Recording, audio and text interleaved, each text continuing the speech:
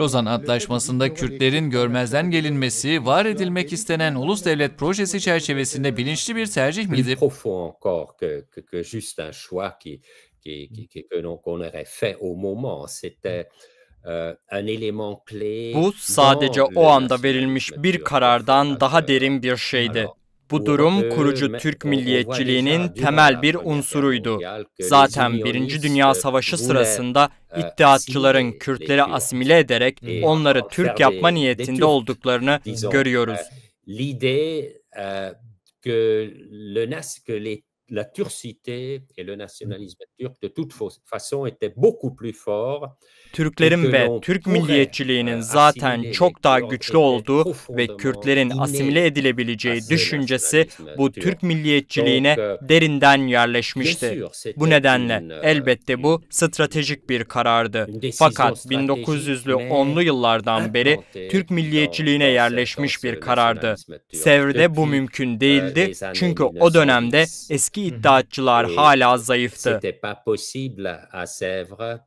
Car là encore, les ex-unionistes étaient faibles, ou presque, oui, étaient faibles, mais après leur Ama zafer kazandıktan ve Bolşeviklerle ittifak yaptıktan sonra projelerini hayata geçirebilecek güce ulaştılar.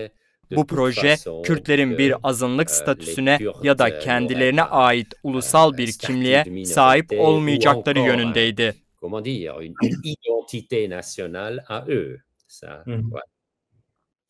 Après le traité de Lausanne, on sait que les Kurdes ont été massacrés à Dersim, à Ağrı, à Zilan. Lozan Antlaşması'ndan sonra Kürtlerin Dersim'de, Zilan'da ve bugün bile Kürdistan'ın 4 parçasında katledildiğini biliyoruz. Kürtler Lozan'da tanınsaydı Türkiye'nin siyasi tarihi başka bir yöne mi evrilirdi? Bien sûr, bien sûr. Mais c'est en quelque sorte, c'est très hypothétique, c'est très hypothétique. Elbette.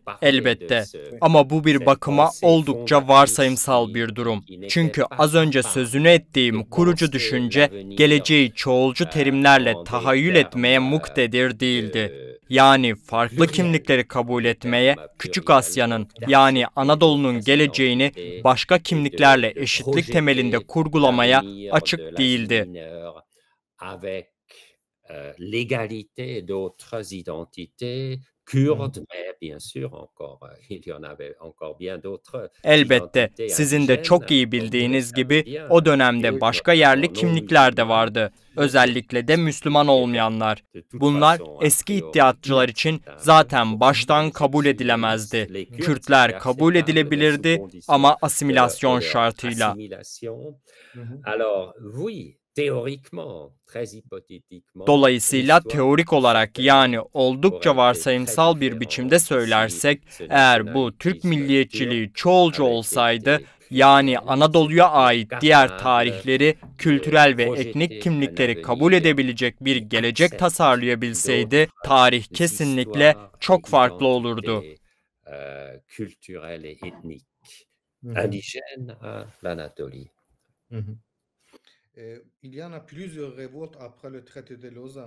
Lozan Antlaşması'ndan sonra birçok isyan yaşandı ve bunlardan biri 1925'te Lozan'dan kısa bir süre sonra gerçekleşen Şeyh Said isyanı. Kürtlerin diplomatik olarak silinmesiyle silahlı direnişler arasında doğrudan bir bağlantı görüyor musunuz?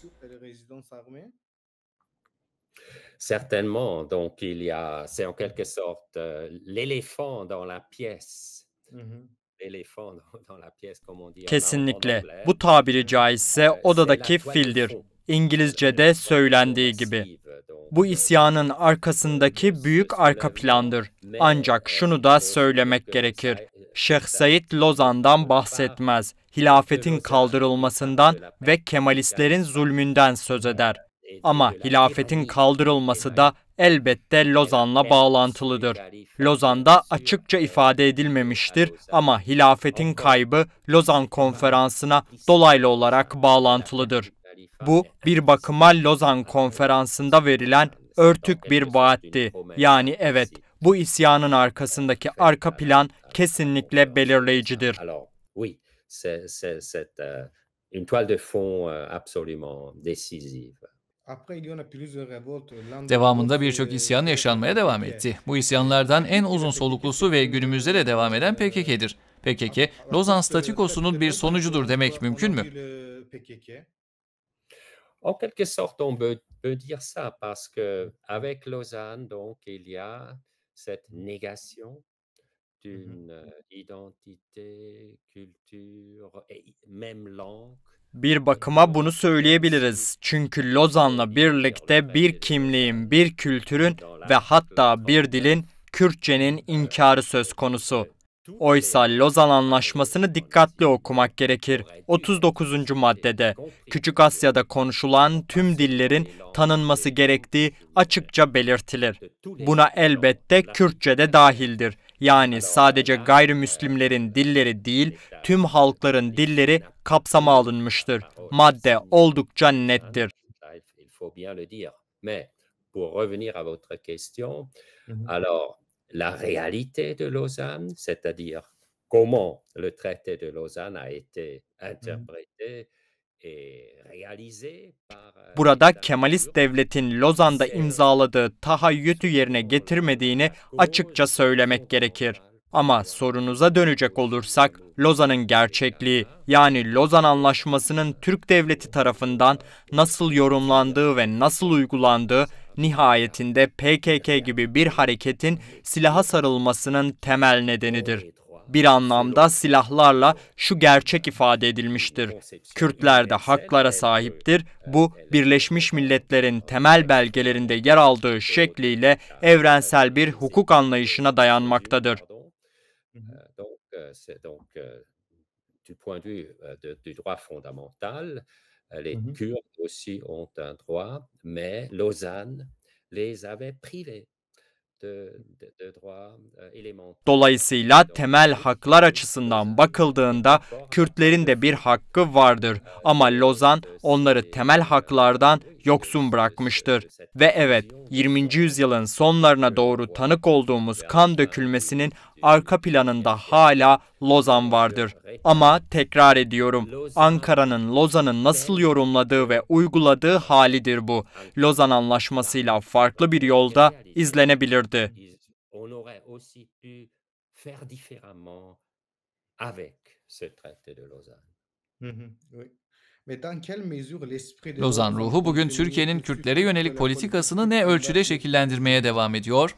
C'est-à-dire Mmh. cette Ouais. interprétation très, en quelque sorte, aussi à l'encontre Hı hı. notamment de l'article 39, Hı elle hı. a Evet, continué az et önce elle de continue söylediğimiz gibi, encore en yani partie Lozan'ın aujourd'hui. özellikle Mais d'autre 39. part, maddeye nous voyons aykırı şekilde clairement, yorumlanması geçmişte olduğu gibi bugün de kısmen devam etmektedir. Euh, donc, l'acceptation de l'erreur. Hı hı. Öte yandan AKP'nin yükselişiyle birlikte Lozan'la yapılan hatanın kabulü ya da bu çatışmanın yıkıcı gerçekliğinin fark edilmesi de açıkça görülebiliyor. Bu çatışma Lozan Anlaşması'nın çok katı ve hatta kısmen yanlış bir şekilde uygulanmasından kaynaklanıyordu. Bu durum tabiri caizse bir tür şizofreni yaratıyor. Alors d'une part, la Turquie aujourd'hui continue encore avec l'interprétation kémaliste du traité de Lausanne et d'autre part, ils veulent aller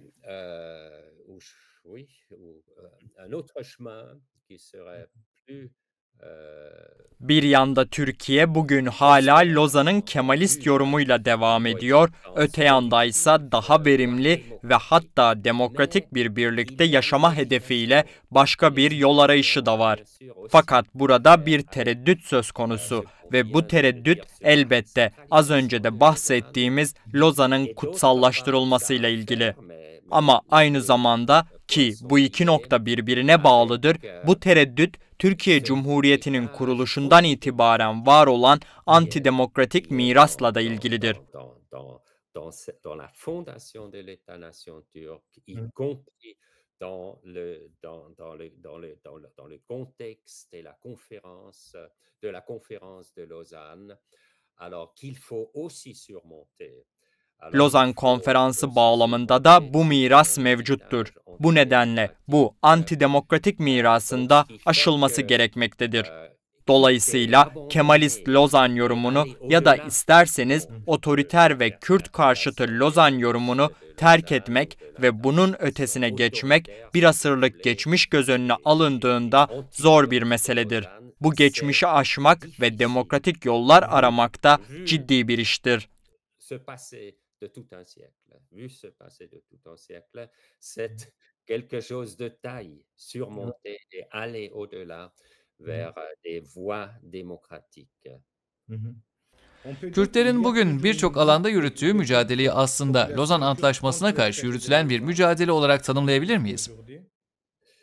En quelque sorte, oui, en quelque sorte. Si nous voyons sous l'étiquette Bir bakıma evet, bir bakıma öyle. Eğer biz Lozan etiketi altında az önce söylediğimiz her şeyi, yani otoriterliği, hatta diktatörlüğü, çünkü Lozan'dan sonra her şey çok hızlı gelişti ve Ankara bildiğiniz gibi tek liderli bir diktatörlüğe dönüştü, görüyorsak ve eğer Lozan etiketi altında Kürt kimliğinin inkarını da görüyorsak, ki bu doğrudur, bütün bunlar Lozan Konferansı'yla çok yakından bağlantılıdır. La conférence de Lausanne. Donc, il est bien correct de dire, oui, c'est en quelque sorte. O halde evet, bu mücadeleyi Lozan'a karşı bir mücadele olarak tanımlamak doğrudur. Ama ben bunun yerine bu mücadeleyi Lozan Anlaşması'nın otoriter, sınırlayıcı ve hatta yanlış yorumuna karşı bir mücadele olarak tanımlamanın daha ihtiyatlı ve akıllıca olacağını düşünüyorum. Yanlış, çünkü 39. maddeye riayet edilmemiştir. Fausse car on n'a pas respecté l'article 39. Comme vous le savez, après l'attaque de Hamas à Israël, il y a un nouveau... Bildiğiniz gibi 7 Ekim Hamas'ın İsrail'e saldırısından sonra Orta Doğu'da yeni bir dönem başladı. Sınırlar değişebilir. Bugün artık Lozan Antlaşması'nı, Sykes-Picot'u yeniden sorgulama zamanı diyebilir miyiz?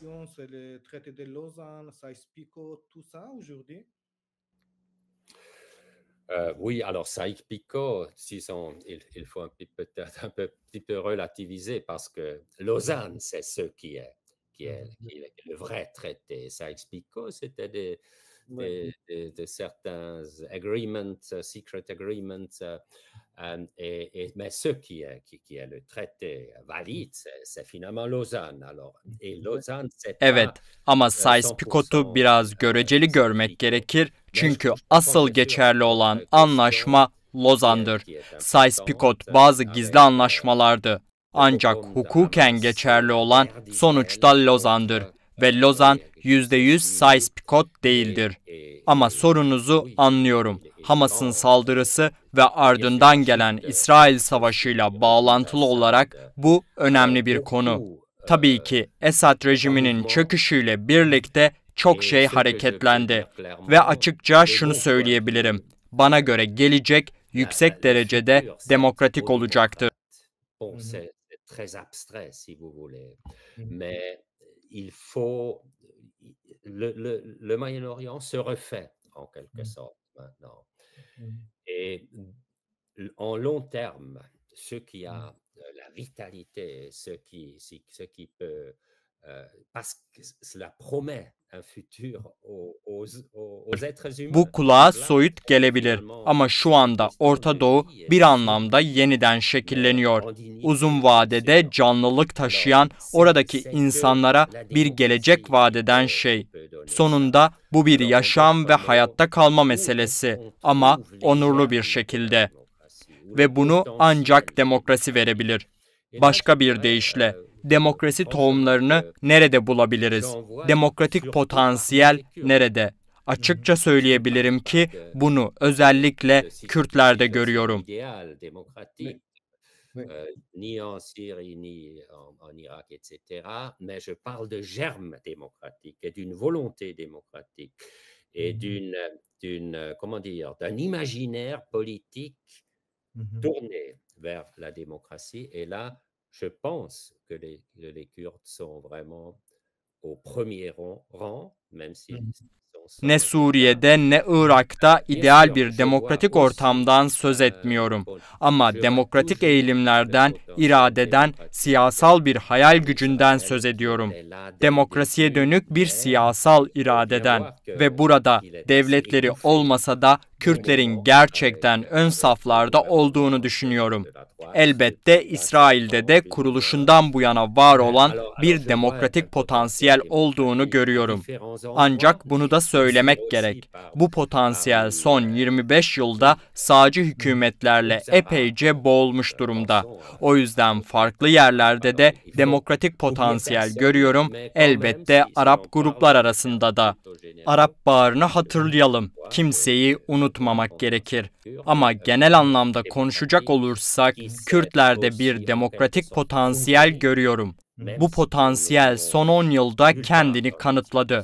İdeal bir ortam olmasa bile, özellikle Suriye'de, Rojava'da ve Türkiye'de. HDP, şimdi DEM, ki bu parti sadece Kürt partisi değil, neyse ki, ama açıkça en demokratik olanıdır. Mhm.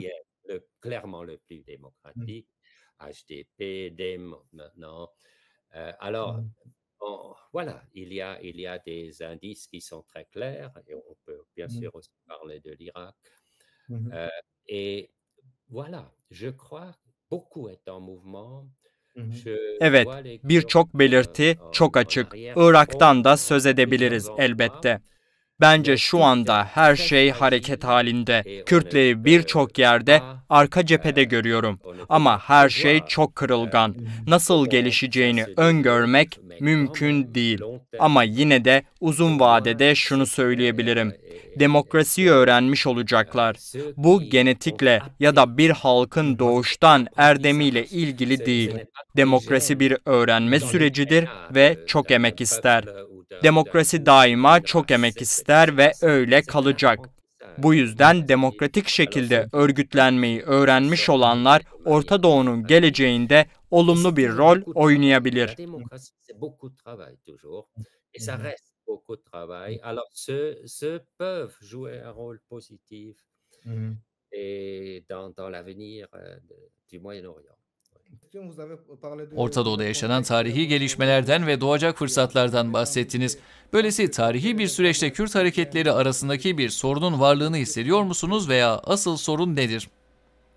Alors très longtemps et en partie jusqu'à présent, bien sûr, ces rivalités entre des clans ou des groupes et même encore, quelque chose comme une certaine tribalité il y a eu longtemps. Uzun bir Mais süre quand même, je boyunca ve dirais kısmen que là, hala on bugün de voit, aşiretler ya da de gruplar prendre arasındaki très rapidement rekabetler, les hatta derniers belli 2, ölçüde bir 3, tür aşiretçilik söz konusuydu. 2-3 Ama décennies. yine de şunu söyleyebilirim ki son 2, 3 Et hatta notamment 10 au yılda niveau bu aussi des konuda büyük ilerlemeler görüyoruz.